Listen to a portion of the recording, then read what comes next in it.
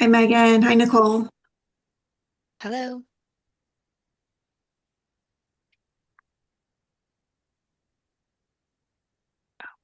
Hold on, I need to change. See, we have 18 participants in the audience. So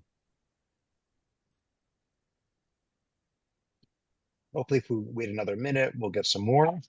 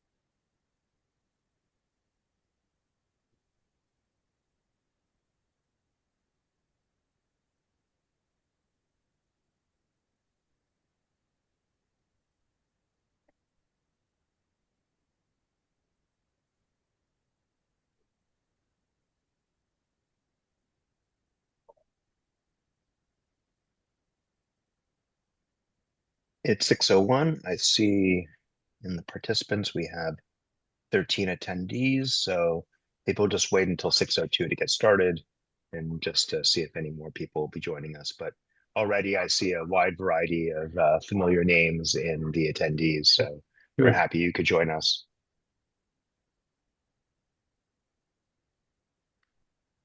And for those attendees, if you don't mind signing in the chat, and I apologize, I just have a dog visiting me and just jumped up on my lap. Um, so yeah, if and so Eliza, I see we have a hand raised. Uh, yes. All right. What do I do? Allow you to talk. Hi, Oh, Eric. Oh, I think you're muted, Eric, but go ahead.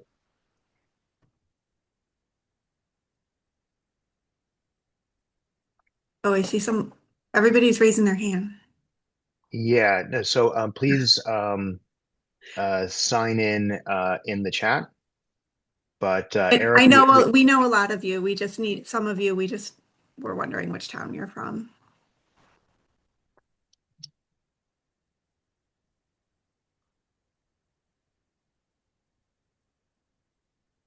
is the chat even activated? I don't know. I'll log out and log in as an attendee to see what it looks like. I'll let you know. Okay. Thank you. And we have Andrew. I can ask you to unmute. Yeah, chat's disabled. Ah, Yes, Thank you. thank you. yeah. All right. Thank you for the heads up. Yeah, That is, No problem. we will get that fixed, and that way we can have you all sign in. Um, Typically, when we have more public-facing meetings, we use webinars just to avoid any interruptions from people who have nothing better to do. Um, uh, Sam, I'm not really sure.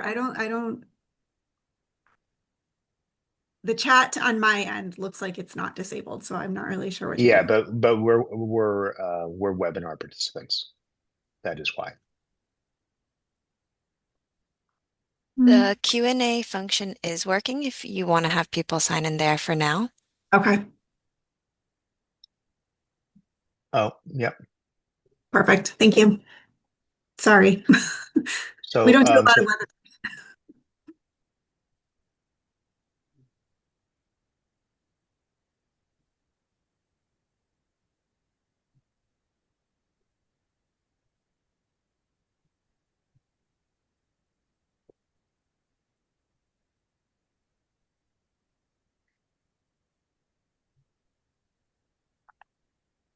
Maybe we should start, Sam, at 6:05. yeah, I'm just looking as to how to under settings Oh, to. they're answering in the question in the Q&A setting. That's okay. I Okay, can. all right, okay. All Thank you. right. Good evening, everyone.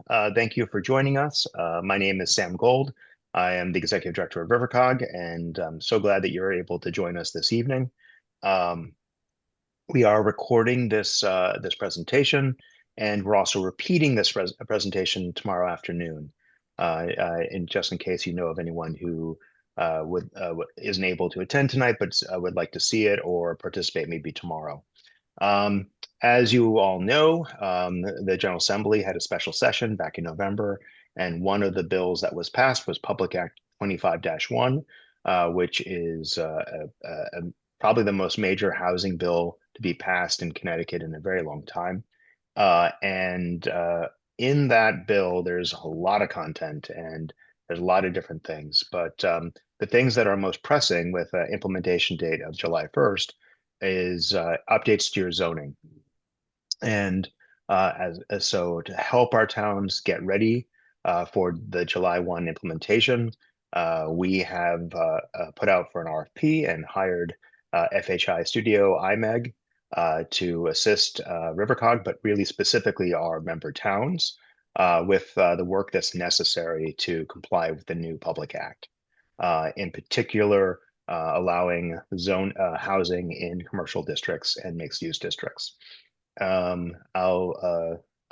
just wanted to just go over some of the ground rules for tonight's presentation. As I mentioned, this is a webinar, so please, if you have comments or whatever, please put them in the chat or the question and answers. We're using the question and answers box that's on the bottom.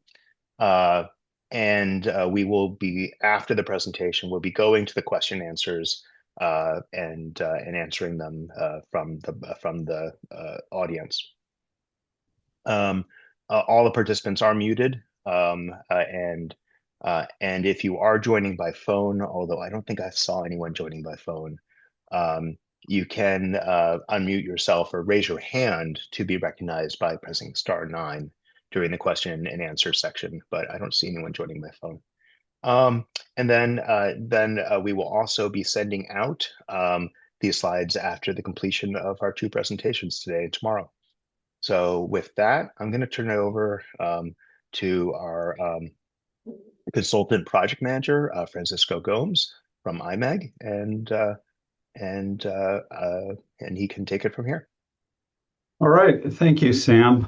So as Sam introduced, I'm Francisco Gomes with IMEG. You may have known us by FHI or FHI Studio, and we're now part of the IMEG consultant group. But we're based out of Hartford, and so we're a local team that's done a lot of work throughout the state, and including communities within the lower Connecticut River Valley. I am joined this evening by my colleagues Rory Jacobson and Nicole McCallum, who will be involved in this project from beginning to end. So I'd like to go and Francisco, and I just want to acknowledge Eliza Lopresti, our community planner at RiverCOG, who is RiverCOG's project manager on this project, and also Megan Juflis, our deputy director, who is, of course, supporting as well. So just for RiverCOG team. Thank you, Sam. And Eliza will be your main point of contact at the COG. And as we get into the more technical aspects of the work, I'll be your point of contact throughout, myself or Rory Jacobson, as we get into this work. So Sam did a nice job introducing our project team. With respect to the services that we've been hired by RiverCOG to assist communities with, it's, as Sam mentioned, it's compliance with Public Act 25-1. And there are a couple of aspects that are relevant to zoning that are really compulsory. There are some optional provisions of 25-1, various programs that you could adopt through zoning, such as a transit-oriented development district. But there are a couple of items that are compulsory and will be effective as of July 1st that we're going to be focused on in this work. The first one being the requirement of transit community middle housing or mixed-use development on all lots zoned for commercial and mixed use by summary review approval. And we're going we're going to get into all the components of this in a moment. I'll explain this piece by piece. The next one being the removal of parking minimums for any residential development with 6 or fewer units. And then finally, the creation of what's called a parking needs assessment for any development with 17 or more units that needs to be enabled through your zoning for developers and applicants. So let's talk about those zoning implications. So here is the exact language from Section 8.2S that is being amended by the Public Act. And I'll go ahead and read it verbatim. So it begins with on or after July 1st, 2026.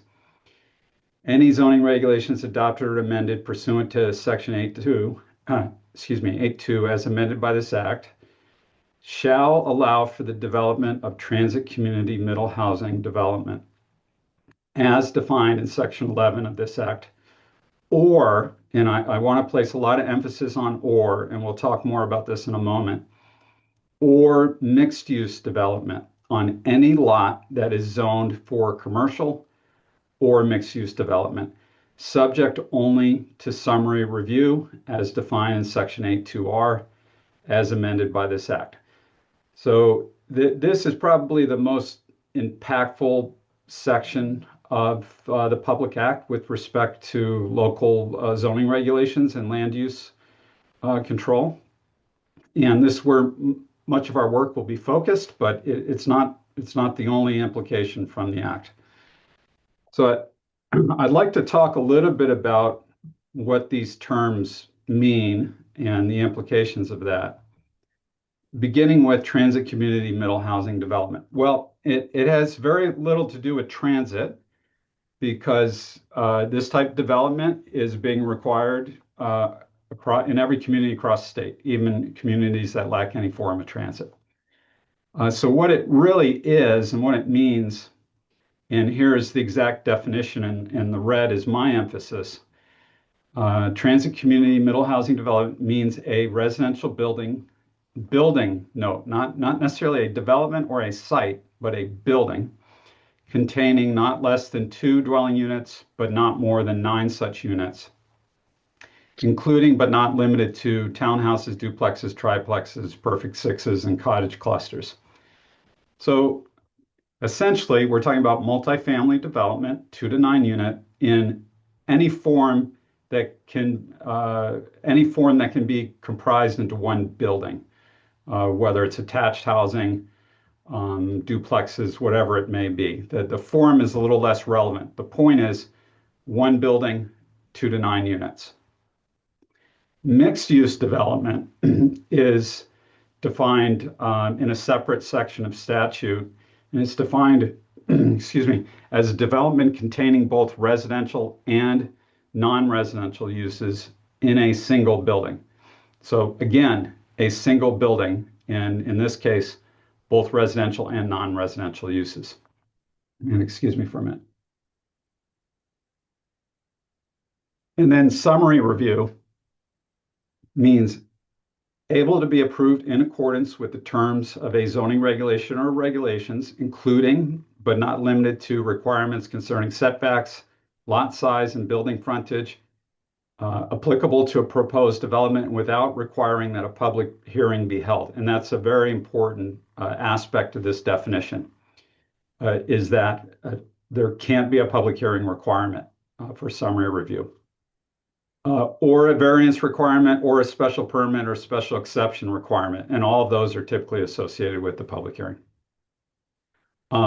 So those can't be required, or some other discretionary zoning action taken, other than a determination that a site plan is in conformance with applicable zoning regulations and that public health and safety will not be substantially impacted.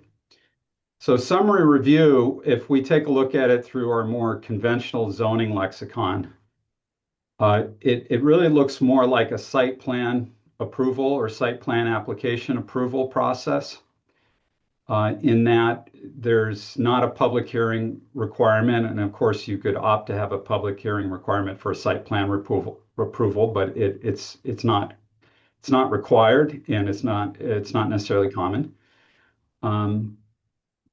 But there's one important distinction here is that the summary review allows for consideration of impacts with respect to public health and safety. And that language, while it's for most part, it's the premise of zoning, that language, when we look in statute, is only applied to special permits. And so that's a very important caveat here that is now being applied to this summary review approval, which looks a lot like a site plan approval, except there's a consideration of impact of public health and safety that it's not attached to any statutes regarding site plan approvals in Connecticut. So that's an important distinction. But generally speaking, when we think about how approvals currently happen and whether it's zoning permit approval, site plan, special permits, special use permits, special exception, whatever it may be in your community, the closest analog here would be a site plan approval with some very subtle differences. Okay. All right, let's continue. So the short version, if I were to distill all that, is what is being allowed or required to be allowed is a 2 to 9 unit multifamily building or a mixed use development on a single lot. And it is being required to be allowed on any lot that is zoned for commercial or mixed use development. And I'll talk a little bit more in a moment about exactly what does that mean, because you notice it does not say on any lot within a commercial or mixed use zoning district, right? And then finally, the permit requirement can be no more than summary review approval, which is roughly equivalent to a site plan application and commission review and approval.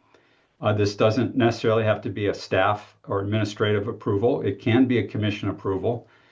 But there can be no special permit or exception requirement and no public hearing requirement. Because the wording of the legislation and in some cases really the lack of detail or specifics, it's incumbent upon us to make some informed assumptions. And these come through discussion with a lot of other planners, with legal counsel, with RiverCOG staff, and we're essentially have decided upon an interpretation of the regulations that we feel is sound and that can be reasonably and rationally applied to our work in your communities. And with all of that being said, your town attorney, your court counsel, it would be advisable to have them engaged in review of anything you bring forward for adoption. Okay, so let's start with the first assumption. Our first assumption is that industrial zones are exempted. And that assumption is based upon the fact that the exact terminology is commercial, any lot zoned for commercial or mixed use development. And when we take a look at the Public Act itself and other aspects of statute, commercial and industrial are referred to separately within Public Act 25.1 and other places in statute. So our fundamental assumption is that industrial zones are not subject to the Public Act for this particular item, the transit community middle housing or mixed use development by summary review.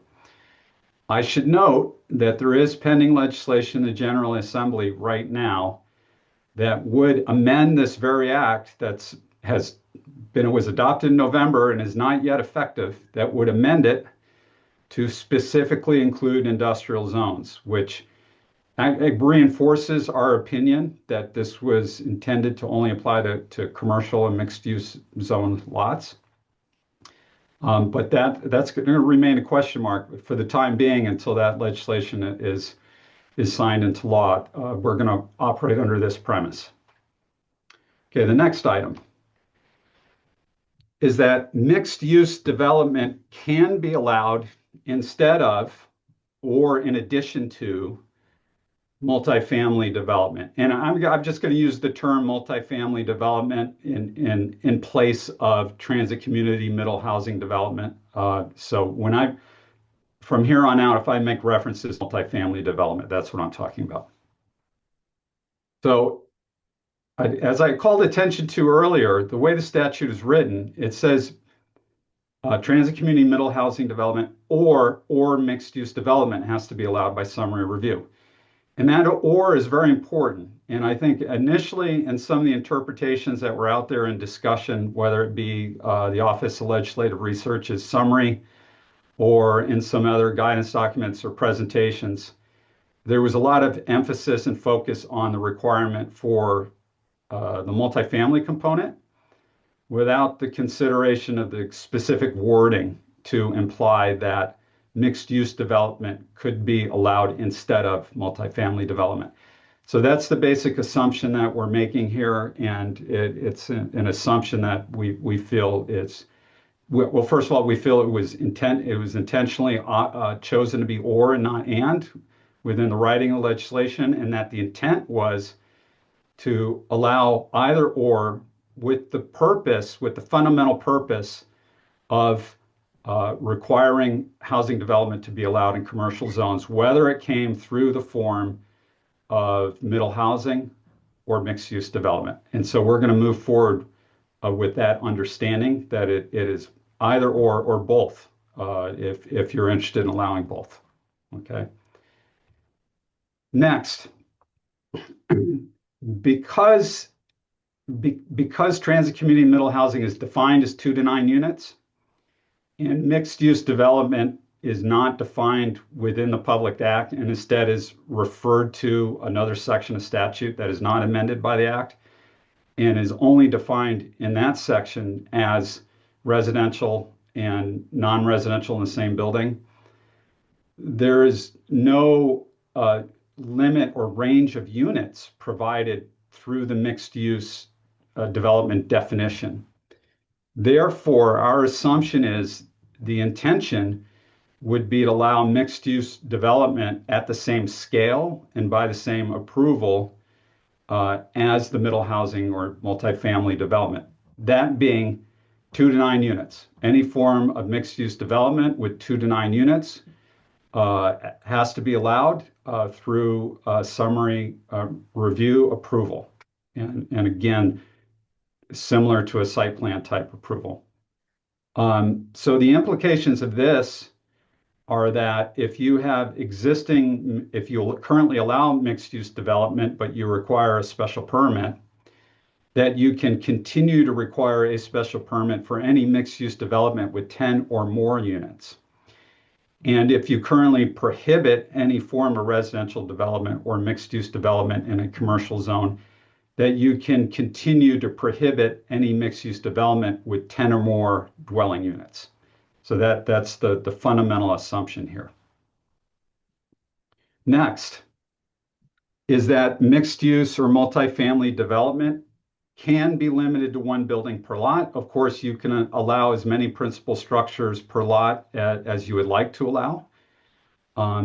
However, the statute is written that the development of transit community middle housing, and that being defined as a building containing 2 to 9 units per lot, is required by summary review. So it's a building. So we interpret that to mean that your zoning regulations would be in compliance if you allow up to 1 and only 1 building per lot, or if you allow more principal buildings per lot, if that's, if you're supportive of that.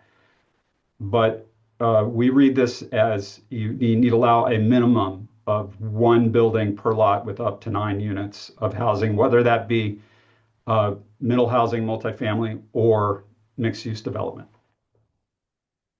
Next is that a site plan application and commission approval will satisfy the summary review provision, providing there's no public hearing requirement.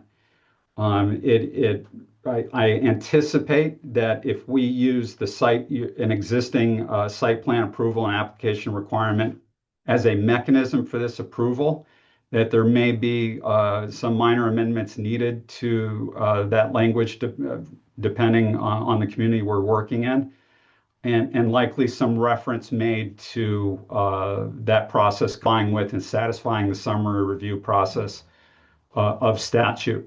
But I don't anticipate that we're going to need to create a whole new type of approval or section of the regulations with a whole separate process and procedure.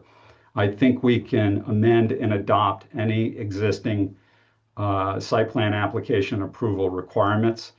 And for some communities that don't have a separate site plan application requirement, that you just have maybe a zoning permit and then everything else is a special permit, then we can certainly work with you to craft something. But I think there's a lot of strength in using the site plan process and language, because we have a lot of statute that supports and really delineates the authority and places some constraints around site plans, whether it be expiration of site plans. There are procedural aspects that statute delineates. And of course, we have a lot of case law surrounding how site plans should be handled. So I think that is probably going to be our best approach, is to use the site plan application process and mechanism to satisfy the summary review requirement. Next, lots. We're assuming now that lots in any planned area development, floating zone, or other form of special district would be subject to this requirement if those zones, or if the approved form of those zones, let's say you have a planned area development that could be entirely residential or could be mixed use, entirely commercial, could be industrial. If what was approved and it has been adopted and is now on the zoning map and is developed, our basic assumption is in that scenario, like a planned area development, if it allows for commercial or mixed use development and it still has development potential, that you or our communities would need to require or allow for a middle housing development or mixed use development to be built through a summary review process. So that's our fundamental assumption. And that would be true of other special design type districts. Overlay zones, let's say you have a TOD overlay that allows for commercial development and it overlays residential properties within residential zones. That entire overlay would be, any properties within that overlay would presumably be subject to this requirement as well.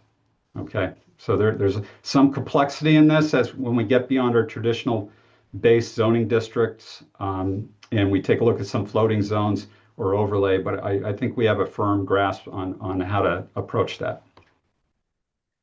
Next is that any affordable or inclusionary housing requirements that you currently have within your regulations or that you seek to adopt and apply could be applied to middle housing or mixed use development subject to the Public Act. And there are no prohibitions against that within the Public Act. There's no specific language addressing it at all. And so our basic assumption here is that any percentage of development that you see fit can be required to be affordable at whatever level that you see fit for whatever period of time that you see fit. And I think if you have an existing inclusionary housing or affordable housing requirement in place, and that requirement is already applicable to mixed use development or multifamily development, I think it makes a lot of sense to apply the same standard to this form of development. I think as we get into this, I would caution communities against creating a requirement that is really onerous or lopsided in terms of its application to this type of development, while giving other forms of development of mixed use or multifamily development a free pass. So I think that's something to consider. I think generally speaking, as we interpret and apply these requirements, we have to make sure we do it in good faith in that we develop regulations and conditions that don't make it infeasible to develop what is intended here, because that would be a de facto prohibition. So I think we need to be very conscientious of that as we move forward. And then finally, any development within a village district or a local historic district would continue to be subject to those reviews and approvals. And this is a very important point because the Public Act it provides no exemption from these requirements of village districts or local historic districts, and it does not amend the enabling legislation for either of those to exempt middle housing or mixed-use development allowed through summary review. So I think it's very clear to us that if you have village district with design guidelines and the required design review board process, that this form of development would continue to be subject to both the design guidelines and the design review when located within a village district, and of course a certificate of appropriateness when located within a local historic district. What? What the fuck? All right, we need to mute someone. Okay, thanks. All right, let's continue. So let's talk about the residential parking requirement component of this. So this is also, very significant. I think it's not nearly as complicated as the middle housing and mixed use aspect of the legislation. But it's still very impactful, I think. So Section 19 of the Public Act amends the existing Section 82D of statute to read as follows, and the red text is my emphasis, it's not the amended text.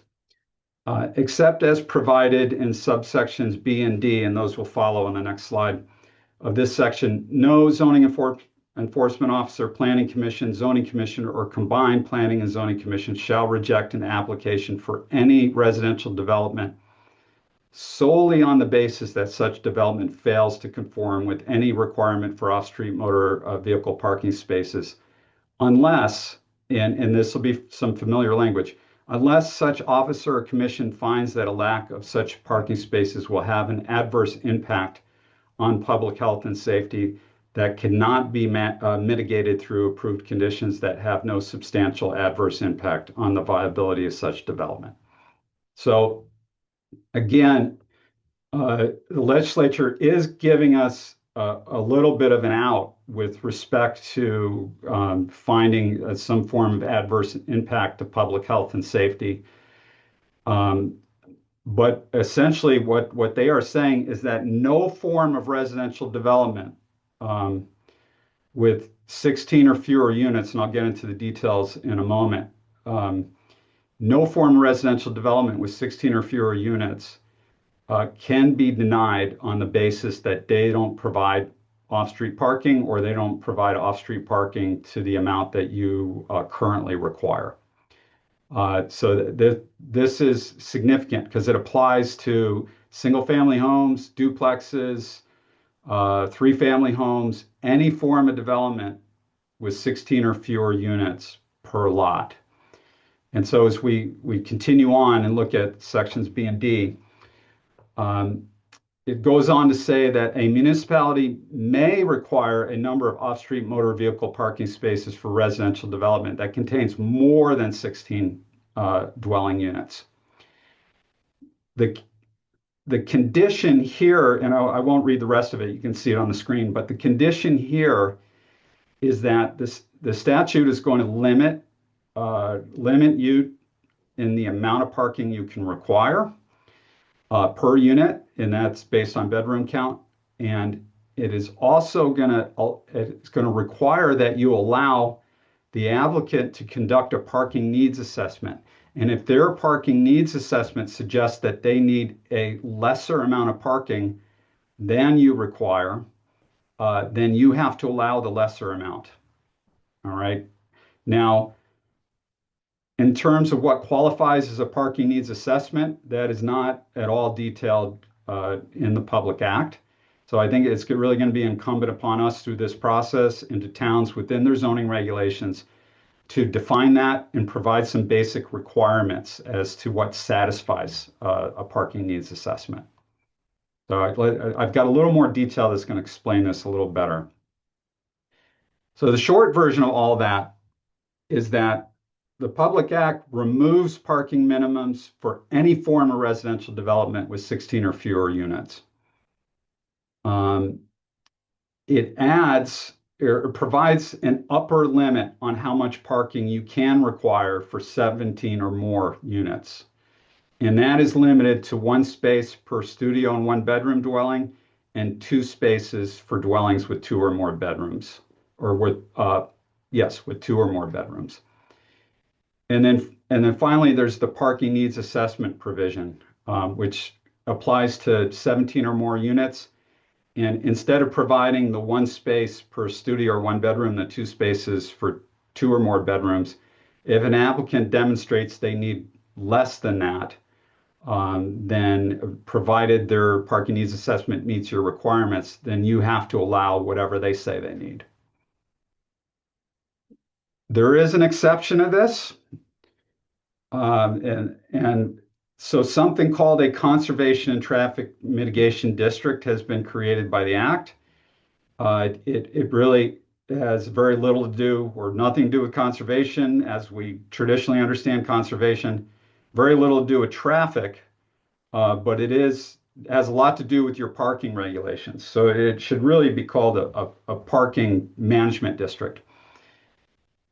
So the Public Act allows municipalities to adopt up to 2 conservation and traffic mitigation districts where you can continue to require off-street parking for any form of residential development with up to 15 units. And the 15 is kind of a funny number. That's exactly, it's not worded like that in the legislation. It's worded as fewer than 16 units, which we understand to probably be a Scrivener's error, and they meant to say 16 or fewer units.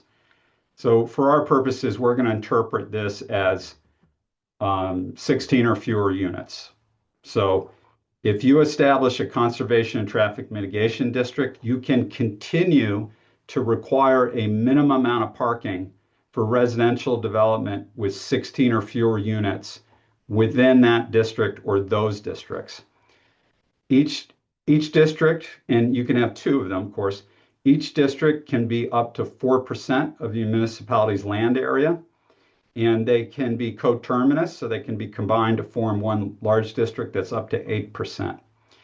And these districts would most likely take the form of an overlay zone and be indicated as such on your zoning map as an overlay and be written into your regulations as an overlay zone. All right. So here's a visual that helps explain everything that I just talked through. So townwide, as of July 1st, these are the implications. If you have, for any form of residential development with 17 or more units, you can require no more than 1 space per studio or 1 bedroom and 2 spaces per 2 bedroom plus, or whatever the parking needs assessment requires, whichever is less. 16 or fewer units, no parking required. You can't deny an application on the basis they did not provide this amount of parking unless there's a demonstrated adverse impact public health and safety. An example of that might be if someone's proposing a residential development with absolutely no off-street parking, and they're relying upon on-street parking to meet their demand. If your fire chief or fire marshal identifies on-street parking on that road to be a potential hazard because they can't get their trucks down the road or because they're concerned about parking in front of hydrants, that would be a basis for denying the application. But it really has to be a very direct correlation or causal link to public health and safety to be a a firm basis for denial. However, if you establish a conservation and traffic mitigation district, within that district, you can continue to require off-street parking at this ratio for 16 or fewer units. So basically everything within the district is subject to this same standard with the parking needs assessment as an alternative as well. Okay. All right. So that's what's being required of us with respect to compulsory zoning changes or what's going to be really required to be allowed by statute with respect to zoning. Now, what I'm going to do is I'm going to walk you through the services that we're going to provide communities through RiverCOG. And essentially it's our goal to work with you to put you in the position to adopt amendments to your zoning regulations to fully comply with the required statutory changes by July 1st. And that's a very aggressive schedule, but that's what we designed this process to allow for. We can't control when you get these things to public hearing and what your commission does in terms of approval and how many meetings that takes, if it takes more than one. But we're going to do our part to put you in a position to get that public hearing notice scheduled, conducted in advance of July 1st. So essentially, and this is work that we've already begun, is we've begun reviewing your zoning regulations. And so we're going to spend the next couple of weeks doing exactly that.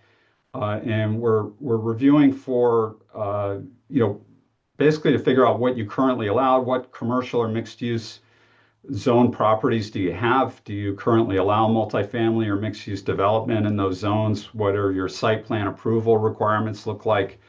What does your off-street parking requirements look like? And so we're compiling a lot of information. We're going to produce a report unique to each community that summarizes our findings. And we'll get that to you so you can review it and kind of confirm the information that we've summarized or provide your input as needed. Following that, we will begin drafting zoning amendments that will comply with the Public Act to address the transit community middle housing mixed use requirement, the summary review requirement, and the parking requirements. And if requested, we will also work with you to prepare conservation and traffic mitigation districts, both the text language for your zoning regulations and mapping. So we'll map that, 4% or 8%, and provide you with mapping that allow you to update your official zoning map for that. In terms of our process, as I mentioned, item 1, we've already initiated our review, and Nicole from my team is leading that work. And we've initiated that review for all communities that have opted in to date. And we'll talk about the importance of really communicating to Liza and RiverCOG your interest in participating in this process for us to continue on this timeline. We'll talk about that in a moment. Following this work, we will begin to conduct virtual meetings with municipal representatives. We're talking about town planners, potentially planning or zoning chair, town council, whoever it may be. The purpose of these initial meetings will be to review our findings and discuss approach and any concerns that you have, answer any questions. We'll produce a summary from our zoning regulation review and get that to you at least 1 week prior to that meeting. Following that meeting, once we have some basic agreement as to approach, we will draft recommended amendments specific and unique to each community. So we're not developing like a boilerplate template of regulations that we're going to send to everyone and you figure out how to fit it into your zoning regulations. We will create a recommended amendment. It'll be in the form of kind of a memorandum document that identifies each unique section of your regulations that needs to be amended, provides the language or instructions as to exactly how it needs to be amended.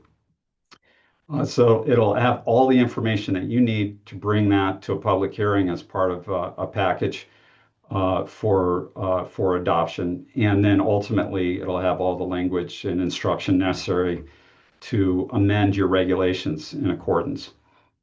Once we develop those recommended amendments, and those will be in draft form when we meet with you, we will meet with you again. And all these meetings are virtual meetings just to speed up this process. We'll meet with you again. We'll go over the recommended amendments, all aspects of to make sure we're in agreement as to the approach, that we got everything right to identify any additional work that may be needed. And then coming out of those meetings, we'll finalize those recommended amendments and get those back to you. So the process in terms of the timeline looks like this. Our zoning review will be completed by the end of this month. We anticipate starting our first round of virtual meetings in the first 2 weeks of April, first week and a half or so. We will begin once we meet with communities. We'll begin drafting amendments, and that process will go on all through April into early May. In early May, we'll conduct our second round of meetings where we review the drafted amendments. We'll be done with those by mid-May, and that'll give us 2 weeks to finalize all the recommended amendments and get those to you by the end of May, which will put you in the position to bring these forward to a public hearing for adoption in June and potentially have them adopted. And we may or may not, we'll probably be eating into the 15 day, appeals period. But I think it'll put you in the position to get those adopted and have the regulations effective as of July 1st. All right, so as I said earlier, the recommended amendments will provide you everything you need to update your zoning regulations, and we'll provide those in both Microsoft Word and PDF format, so that with the Word document, you can copy and paste text out of it without any formatting issues. All amended text and new text to be added to the regulations across all sections of the regulations will be provided to comply with the Public Act. We'll provide text, tables, new definitions, standards as needed. If you don't have site plan requirements, we'll provide those to satisfy the summary review requirement. We'll provide section number references, instructions on numbering or renumbering of sections that may be required because of content being added. And we're going to do our best to craft these amendments in a way that's not too disruptive to the format and organization of your zoning regulations. So we'll be as clever as we can be about where to put things so we're not upsetting apple cart. In addition to that, through the course of our work, we may identify some opportunities that are things that you're not being compelled to amend as part of the Public Act, but they may be opportunities that become obvious to us through the course of this work. And we'll provide a separate, if applicable, if we do find something, we'll provide a separate document of recommendations for additional zoning work or additional items to consider in the future. And then finally, again, if you're interested in adopting or instituting some traffic management districts, we'll map those out for you, and we'll provide you with a GIS shapefile and a PDF document so that you can update your official zoning map. There are services that are not included, that are specifically excluded from this. We will not lead or participate in the adoption process. Municipalities will be responsible for submitting zoning amendment applications, providing public notices, and providing testimony at public hearings. IMEG will not update the official zoning regulation document or your official zoning map. And with the exception of conservation and traffic mitigation districts, we will not recommend or draft new zoning districts So we are not anticipating creating new zoning districts, amending zoning district boundaries, or doing any sort of gerrymandering to respond to the Public Act. In addition, these services that we've committed to delivering on this timeline between now and the end of May. We will also be working through RiverCOG to provide additional services to communities from June out, as related to the options for residential zones. So the Public Act also makes transit community middle housing development an option for your residential zones. And what I find interesting about this is that really any community has long been able to allow multifamily development in any of their residential zones by any permit type that they see fit. But the legislature has specifically written this in. They have provided this new kind of summary review approach, which is, again, as I said, it's a site plan with the caveat that you can deny something if there are adverse public health or safety impacts. So if you're interested in exploring some of your residential zones and whether or not they may be appropriate for multifamily housing development where you currently don't allow them, or maybe you currently do allow them, but it's through a special permit process and you'd like to explore this summary review approval type process, then we will work with you. We'll have to kind of craft a scope for that individual to each community. But we do have some resources. RiverCOG has resources at their disposal to assist you with that. But that work we would not take on until after we satisfy the requirements of the Public Act with respect to the July 1st date and the compulsory aspects. So any future work would be June or later.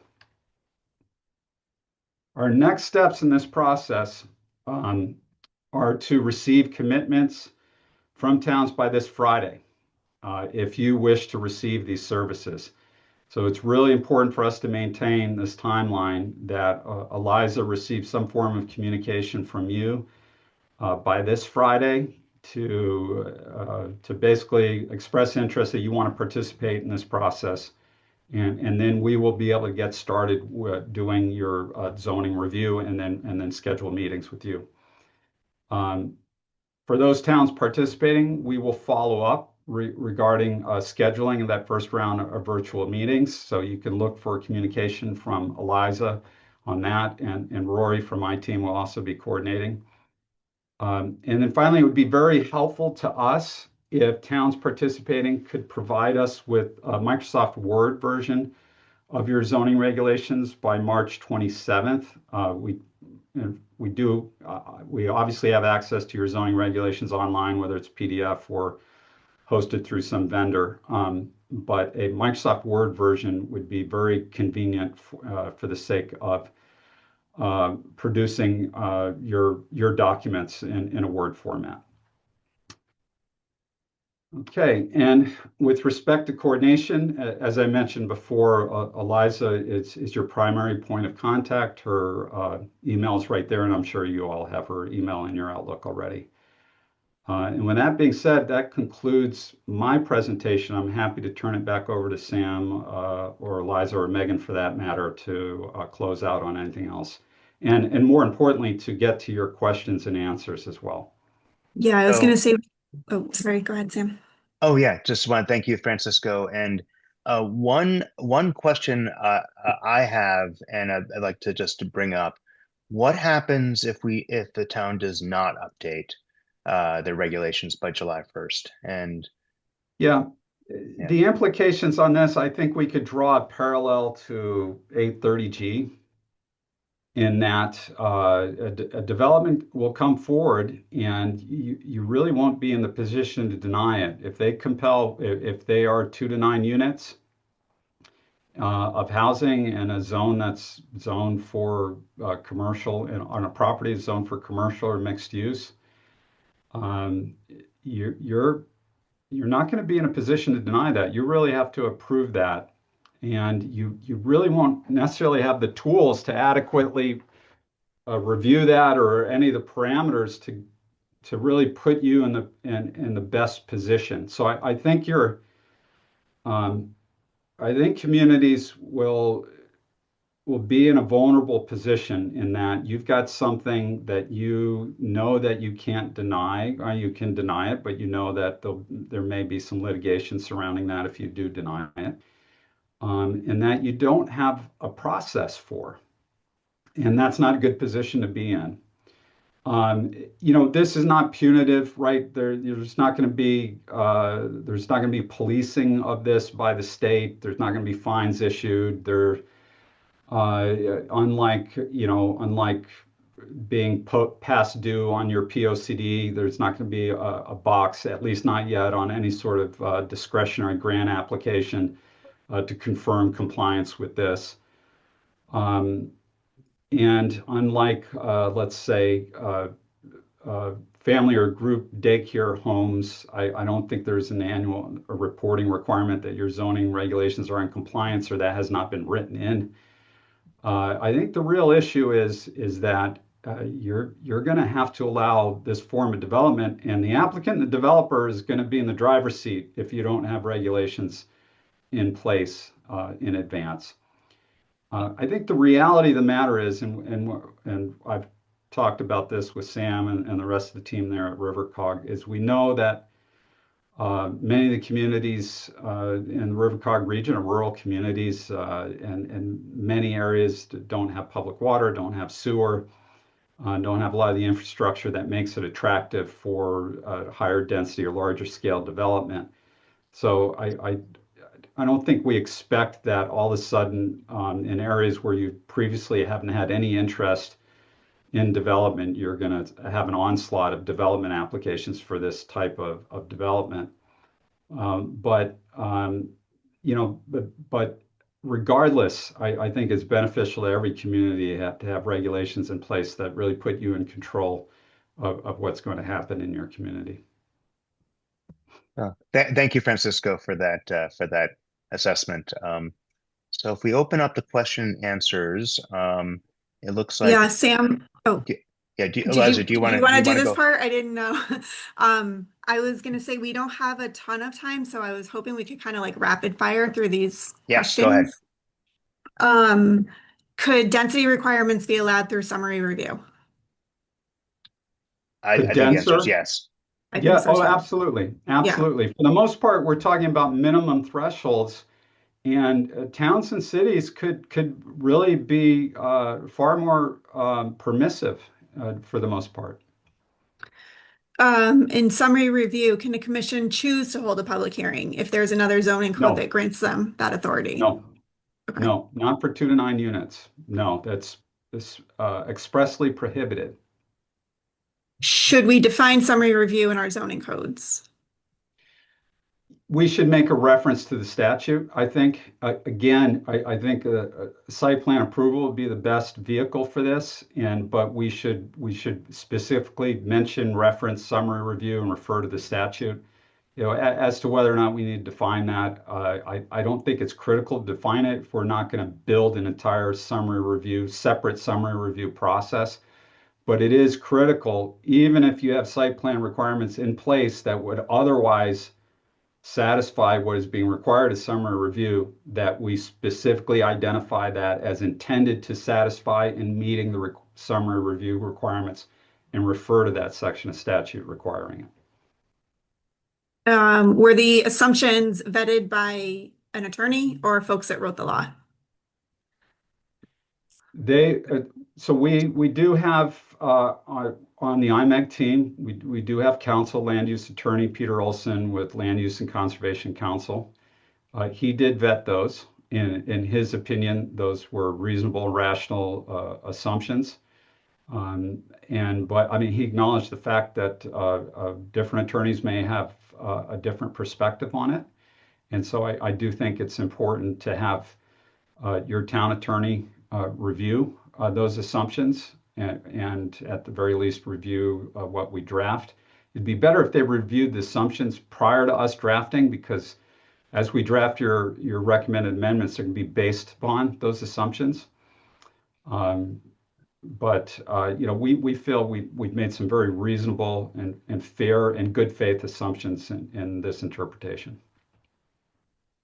Our single-family residential zones allow some commercial uses via special exception. Does that by default open them up to mixed use and or multifamily development? It's our interpretation that it does not. And that's a very good question. And this could be a bit of a slippery slope. But by virtue of the fact that the Public Act identifies residentially zoned properties as being optional, as towns may adopt a summary review process for middle housing, we understand that to mean that this is not being required of residential zones. And the reason being is that if based upon the fact that a residential zone allows a daycare center, which is ostensibly a commercial use if it's not a family childcare center, if we were to draw that parallel or conclusion, then we would have to assume that because daycare centers are allowed through that entire residential zone, that every property in the residential zone would then be subject, right? Single family neighborhoods, any property in those single family neighborhoods would then be subject because daycare centers are allowed in that residential zone. So I think we have to draw the line somewhere. There definitely be some gray areas. By example, I'm working with a community right now. They have a town center mixed use zone. It's a residential zone that allows for conversions to office and some forms of mixed use. And while it's in their residential zoning district section of their regs, it's very clear to us that it is a mixed use zone that allows a wide range of commercial uses. Even if it had its origins as a residential zone, it evolved over time, and it's very clear to us that that particular zone is subject to these requirements. So there'll be some cases like that, I expect. Okay. I'm going to skip this one question until the end because there's something I'd like to say about that. Can we use these images for graphic displays when presenting to our local P&Z commissions? Yes, we're going to make this presentation available, and I don't want to speak for RiverCOG, but I think it's the intention to make this available on the RiverCOG's website. Is that correct? Yes, we will do that. Okay, yeah, and so this is all this is for the benefit of RiverCOG communities, and it's all available to you for use. Do you plan on doing more surgical amendments as needed or creating these supersede all other regs if in conflict? No, we'll have to be surgical. We may provide some language that just provides some cover in case there's something we did not anticipate. But it's our intention to be very surgical in this effort. Assume each town will be able to have building type, material, landscaping, lighting, etc. restrictions in the new regulation as long as they're reasonable and in line Yes. with our POCD, and that an application could be denied if it doesn't meet them, correct? Yeah, that's a fair assumption. Absolutely. And then the last question on here is these asking about charging. So RiverCOG is going to be covering these for our communities.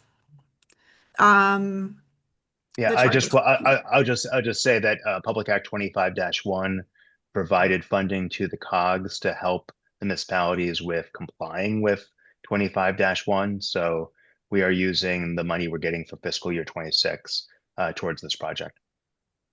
And then the last question was about the parking.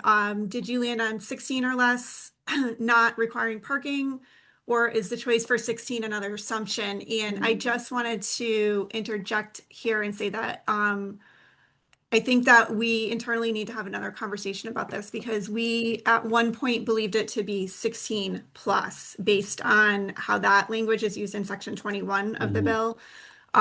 So that one still, we just need to talk about that tomorrow. But that is another assumption because it's not clear in the. And what I will say is that the leadership in the General Assembly knows about the 16 unit issue. And so I would not be surprised if something got clarified in this legislative session regarding that. All our questions. And also, as Francisco mentioned, there are a slew of bills that were introduced in the session, some of which are moving forward that could change 25-1 even before it goes into effect. So RiverCOG is tracking those bills, and we'll know by the beginning of May what survived and what passed. We may not know if the governor is vetoing them or not until maybe the beginning of June or so. But we will be dynamically responding if there's anything that we need to respond to.